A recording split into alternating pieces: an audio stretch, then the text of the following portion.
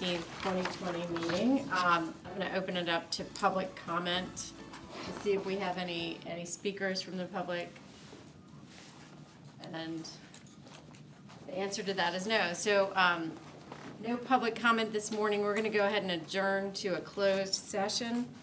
The chair will entertain a motion to recess into a closed session pursuant to the exemptions from open meetings allowed by section 2.2-3711A Code of Virginia as amended for the following purposes: publicly held property, discussion or consideration of the acquisition of real property for a public purpose, or of the disposition of publicly held real property where discussion in an open meeting would adversely affect the bargaining position or negotiating strategy of the public body pursuant to Virginia Code section 2.2-3711A3.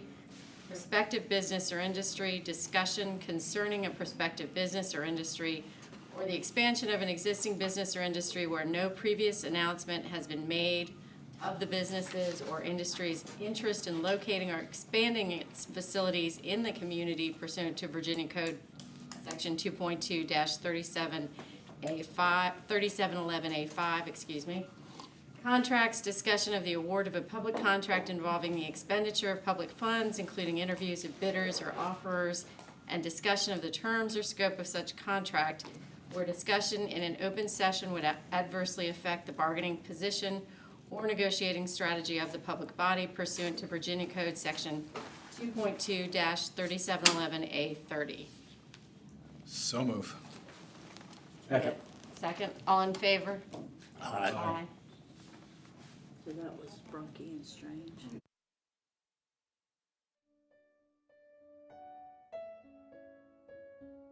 Virginia Beach Development Authority. And I need a motion. Motion. Okay. Approve. In a Second. second. All right, we're going to do a voice vote. Yep.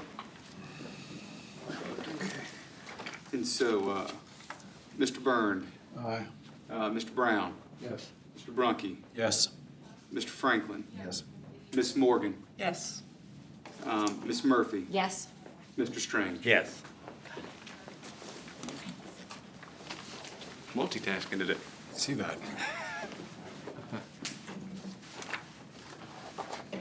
So then go ahead and reconvene our regular meeting. Start with the review and approval of the minutes of the special meeting held on May 12th. Can I get a motion on that? Approve. Okay, all in favor, say aye. Aye. All opposed, same sign. Motion carries. Who was the motion there? Frank. Franklin. And then Mr. Strange. Mr. Strange. All right, the next item is Town Center. Taylor?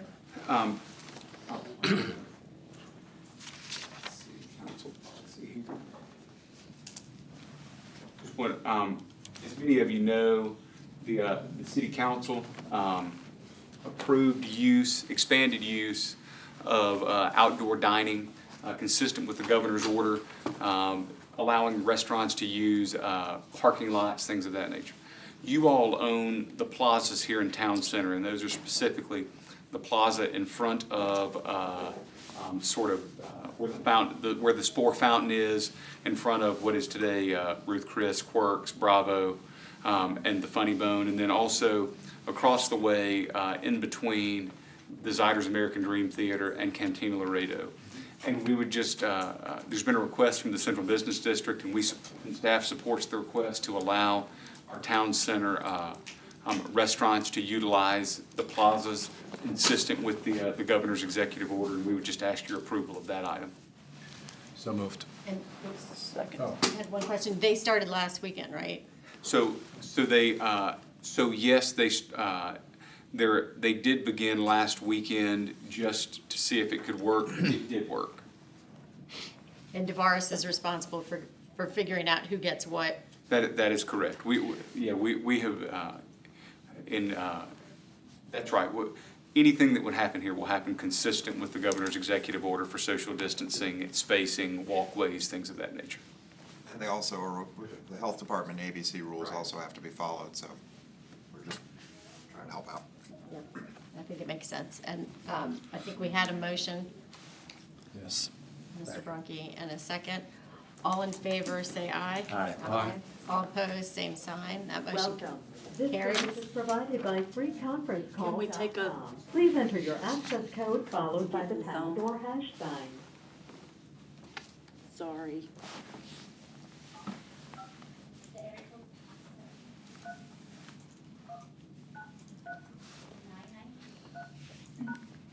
If you are the host, press star now. Otherwise, please wait, and you please enter your PIN followed by the pound or hash. Thank you. You are the only participant in the conference. So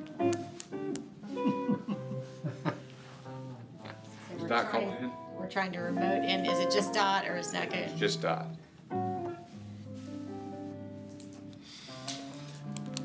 So we have to have the music? A little background music while I find. Very soothing.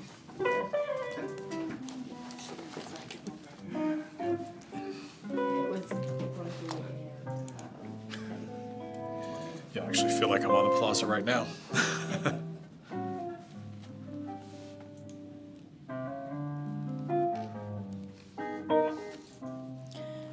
Can I turn it off? Yeah, that would be great.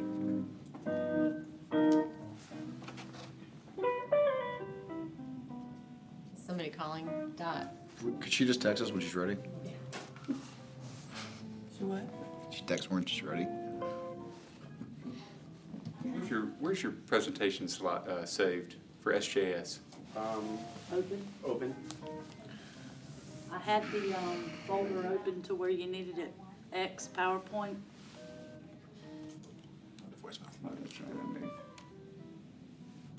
Sorry, I went to the BBDA file. That's better.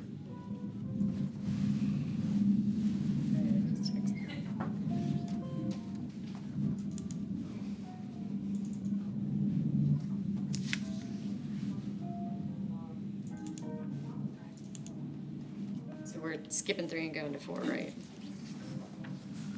Do we need to make a motion to defer 3?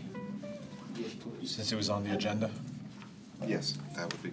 Can we proceed then? I'll make a motion that the request for approval of resolution approving EDIP Part E Emergency Assistance Grants to Small Businesses be deferred. Second. All in favor, say aye. Aye. Aye. All opposed, same sign. That motion carries. Step out of the way. You step- I'm trying to. I'll get out of your way, yeah. Distance here. Good morning, everybody. Real quick, I'm going to go through an EDIP recommendation for SJS. And usually we'll go to closed session for these items and then bring it to you in open session. Because of timing issues, we've just brought this one straight to open session for you today. That's why you haven't seen it as of yet. Give you a quick second to look at the disclosure statement or the disclosures associated with the project. You'll see the icons up at the top right. It's really 2 different trading as names, SJS Executive and SJS Industrial. They have 2 different business brands. So we'll go into the next slide. It is a locally established company in 2008. They have their headquarters in Virginia Beach, but they have 3 different locations currently operating in Virginia Beach, and they're looking to consolidate those into one headquarters location. They've had a little bit of a challenge in finding an appropriate use because of their business models and how they work. They have an office use and an industrial use, and finding that type of product is difficult.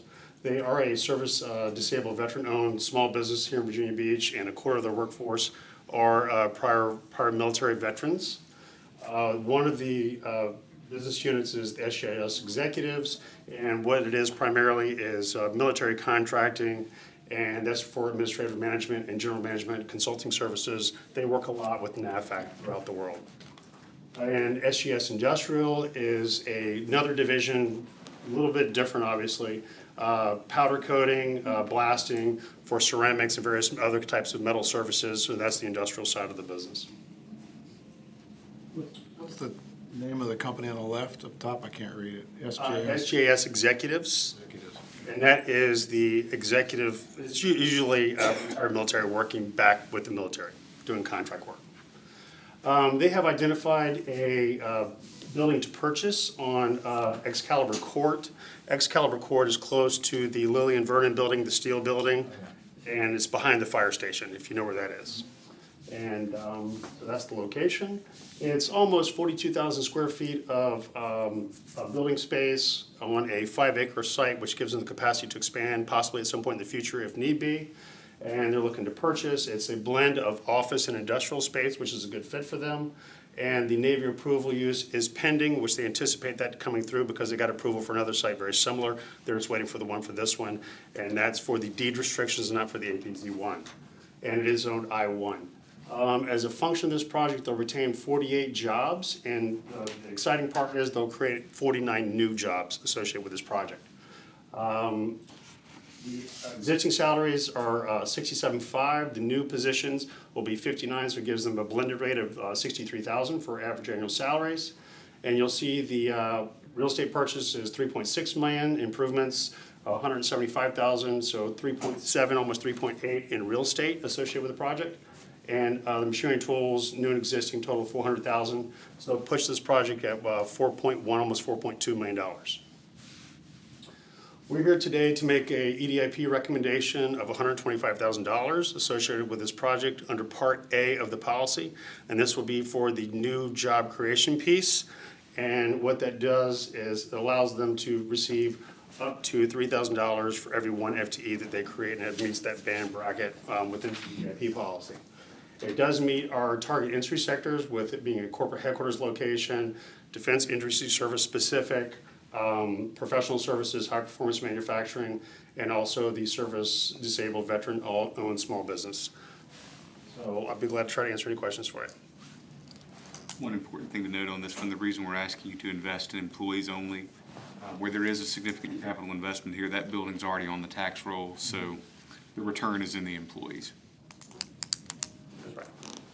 And can we make our grant contingent on Navy's approval? Yes, we can. And it's a deed restriction, not an APZ1. That's correct. So it fits within the APZ1 APZ1. use. It's not in an APZ1 area.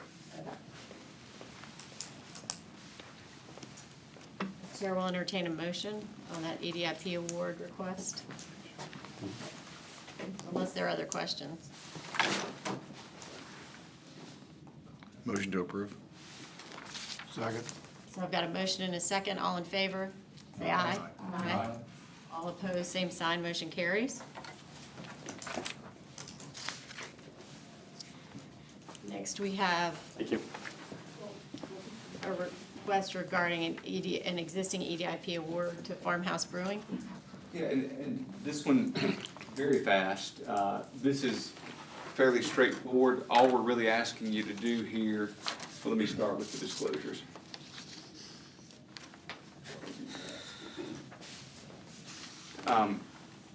Working through, you can see just, this is an existing award found in 11. Here, a little information about the company. They've got 2 locations here in Virginia Beach and have opened in Harrisonburg. They're on 8.5 acres in Centerville. City Council approved their use in 2016. We won't go through, I mean, this is the farmhouse from the original, 500-acre farm. And here's just some pictures of the their facility. Many of you have probably seen that. We approved an EDIP in June of 16 for $35,000. Let's see, and on November 17th, received approval for an additional EDIP of 20, requesting an amendment simply to change the name to reflect the Brew Collective, which I think is their new, sort of the name they're operating under. And you can see Brew Collective owns Back Bay Brew House, and as well as the Farmhouse LLC and so on and so forth. Now, there may be, we will be coming back in June to request an extension of all of the EDIPs in our system, we think, simply because COVID has significantly impacted, as you all know, the entire region. And so we think that there's a blanket extension for the period of the virus. And they're in there, so I don't want to hide that from you, sir. We did put an extension. They requested a short extension, so that is in this resolution to extend the 16 award to sync up with the 18 award. And so there's the other thing, that with this one, we can do it all at once, change the name, and go ahead and give them their brief extension and put this one to bed. Do you have a feel for maybe what percentage of our EDIP grants we've made over the last 3 or 4 years will probably end up failing? Ended up, Failing or not making their? we don't have that data yet. The data that, we have some survey data that we've run, which shows, sort of gets to the most impacted portions of our economy. Obviously, that's showing that's hospitality and office, and generally retail office users. The Commonwealth's put out some information, and we just got a cut, an update of new unemployment claims by industry sector yesterday. I think that we'll have that for you by the time we get to the June meeting. We just need to dive into it. We do not know of any EDIP holders that have failed as yet. Okay. That's all I have on this one, unless there's Any other questions. questions? Now, they didn't change their corporate structure, just the name change. They didn't take on new shareholders, new ownership. Not to my knowledge, no. All I know of is the name change. All we've been requested to approve is a name change. And as you know, we try to get the payments need to go to the recipient listed in the resolution, and so this is Fixes just that. cleaning up what. So this is a name change, though, and an extension. Correct. A brief extension. Of the 2016 resolution. All right, so the chair will entertain a motion. Make a motion. We've got a motion. Do we have a second? Second. All in favor, say aye. Aye. All opposed, same sign. That, Abstain. oh, one abstention. For the record, Bill Rumpke abstained, And he's filed a letter. and there's a letter on file. All right, Just reports at this point? yeah, and then I think we have to go back into closed session because we missed a contract item. We did. Okay. Only thing I want to have on my report is thank you all for coming in twice in the month. Really appreciate you digging in and helping us work through the backlog. Expect overtime, Patty.